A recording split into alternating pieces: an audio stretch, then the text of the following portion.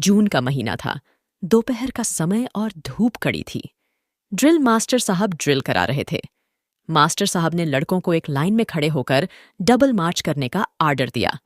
लड़कों की लाइन ने मैदान का एक चक्कर पूरा कर दूसरा आरंभ किया था कि अनंतराम गिर पड़ा। मास्टर साहब ने पुकारा, हाल्ट! लड़के लाइन से बिखर गए। मास्टर साहब और दो लड़कों ने मिलकर अनंत को उठाया और बरामदे में ले गए। मास्टर साहब ने एक लड़के को दौड़कर पानी लाने का हुक्म दिया। 2-3 लड़के स्कूल की कापियां लेकर अनंत को हवा करने लगे। अनंत के मुंह पर पानी के छींटे मारे गए। उसे होश आते आते हेडमास्टर साहब भी आ गए और अनंतराम के सिर पर हाथ फेरकर पुचकार कर उन्होंने उसे तसल्ली दी। स्कूल का चपरासी एक तांगा ले आया। 2 लड़कों के साथ ड्रिल मास्टर अनंतराम को उसके घर पहुंचाने गए। स्कूल भर में अनंतराम के बेहोश हो जाने की खबर फैल गई। स्कूल में सब उसे जान गए। लड़कों के धूप में दौड़ते समय गुरदास लाइन में अनंतराम से 2 लड़कों के बाद था। यह घटना और कांड हो जाने के बाद वह सोचता रहा, अगर अनंतराम की जगह वही बेहोश होकर गिर पड़ता, वैसे ही उसे चोट आ जाती तो कितना अच्छा होता। आह भरकर उसने सोचा, सब लोग उसे जान जाते और उसकी खातिर होती। श्रेणी में भी गुरदास की कुछ ऐसी ही हालत थी। गणित के मास्टर साहब सवाल लिखाकर बेंचों के बीच में घूमते हुए नजर डालते रहते थे कि कोई लड़का नकल या कोई दूसरी बेजा हरकत तो नहीं कर रहा। लड़कों के मन में यह होड़ चल रही होती कि सबसे पहले सवाल पूरा करके कौन खड़ा हो जाता है। गुरदास बड़े यत्न से अपना मस्तिष्क कापी में गड़ा देता। उंगलियों पर गुणा और योग करके उत्तर तक पहुंच ही रहा होता कि बनवारी सवाल पूरा करके खड़ा हो जाता। गुरदास का उत्साह भंग हो जाता और 2-3 पल की देर यों भी हो जाती। कभी कभी सबसे पहले सवाल कर सकने की उलझन के कारण कहीं भूल भी हो जाती। मास्टर साहब शाबाशी देते तो बनवारी और खन्ना को और डांटते तो खलीक और महेश का ही नाम लेकर। महेश और खलीक न केवल कभी सवाल पूरा करने की चिंता करते, बल्कि उसके लिए लज्जित भी न होते। नाम जब कभी लिया जाता तो बनवारी, खन्ना, खलीक और महेश का ही, गुरदास बेचारे का कभी नहीं। ऐसी ही हालत व्याकरण और अंग्रेजी की क्लास में भी होती।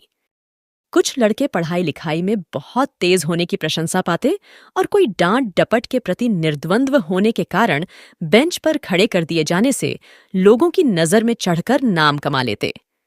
गुरदास बेचारा दोनों तरफ से बीच में रह जाता। इतिहास में गुरदास की विशेष रुचि थी। शेरशाह सूरी और खिलजी की चढ़ाइयों और अकबर के शासन के वर्णन उसके मस्तिष्क में सचित्र होकर चक्कर काटते रहते। वैसे ही शिवाजी के अनेक किले जीतने के वर्णन भी। वह अपनी कल्पना में अपने आप को शिवाजी की तरह ऊंची, नोकदार पगड़ी पहने, छोटी दाढ़ी रखे और वैसा ही चौगा पहने, तलवार लिए सेना के आगे घोड़े पर सरपट दौड़ता चला जाता देखता।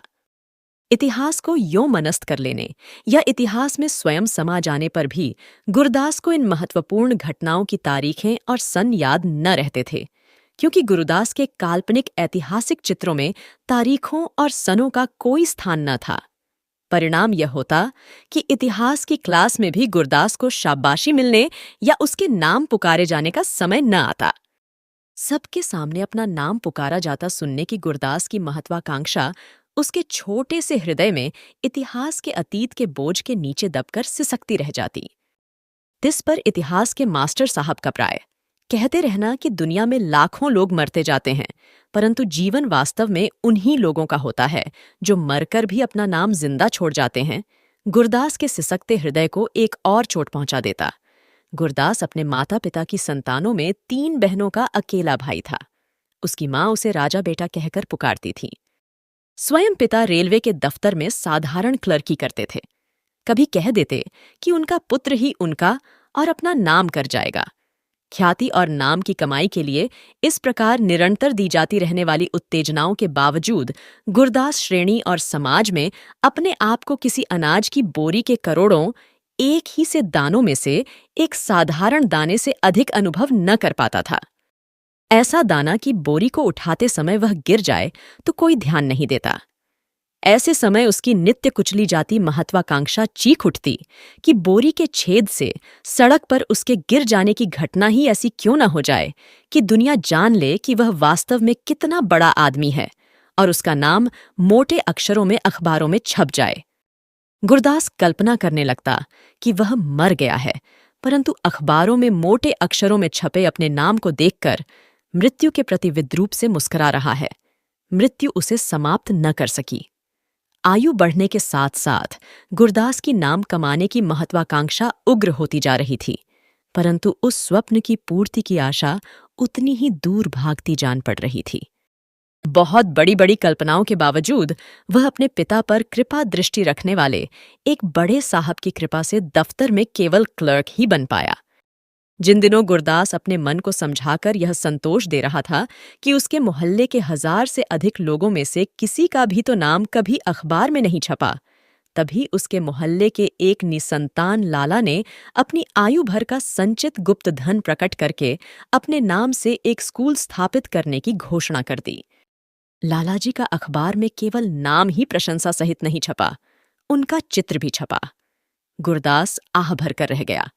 साथ ही अखबार में नाम छपवाकर नाम कमाने की आशा बुझती हुई चिंगारियों पर राख की एक और तह पड़ गई। गुरदास ने मन को समझाया कि इतना धन और यश तो केवल पूर्व जन्म के कर्मों के फल से ही पाया जा सकता है। इस जन्म में तो ऐसे अवसर और साधन की कोई आशा उस जैसों के लिए हो ही नहीं सकती थी। उस साल वसंत के आरंभ में शहर में प्लेग फूट निकला था। दुर्भाग्य से गुरदास के गरीब मोहल्ले में गलियां कच्ची और तंग होने के कारण बीमारी का पहला शिकार उसी मोहल्ले में दुलारे नाम का व्यक्ति हुआ। मोहल्ले की गली के मुहाने पर रहमान साहब का मकान था।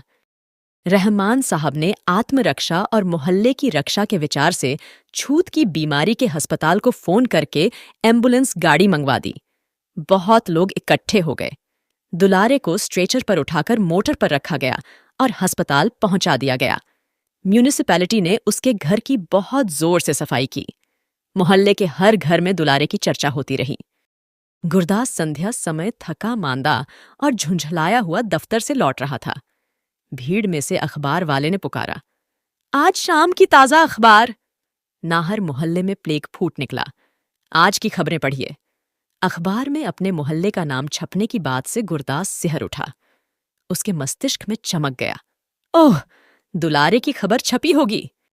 अखबार प्राय वह नहीं खरीदता था, परंतु अपने मोहल्ले की खबर छपी होने के कारण उसने 4 पैसे खर्च कर अखबार ले लिया। सचमुच दुलारे की खबर पहले पृष्ठ पर ही थी।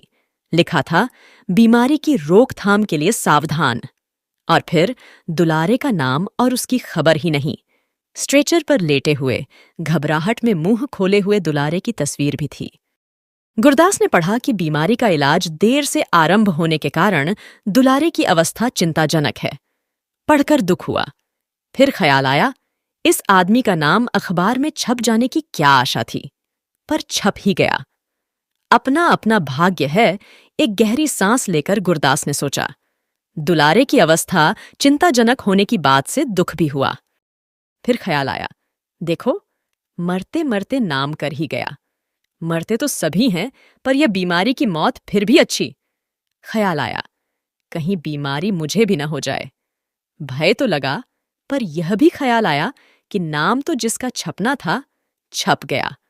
अब सबका नाम थोड़े ही छप सकता है। खैर, दुलारे अगर बच न पाया तो अखबार में नाम छप जाने का फायदा उसे क्या हुआ? मजा तो तब है कि बेचारा बच जाए और अपनी तस्वीर वाले अखबार को अपनी कोठरी में लटका ले।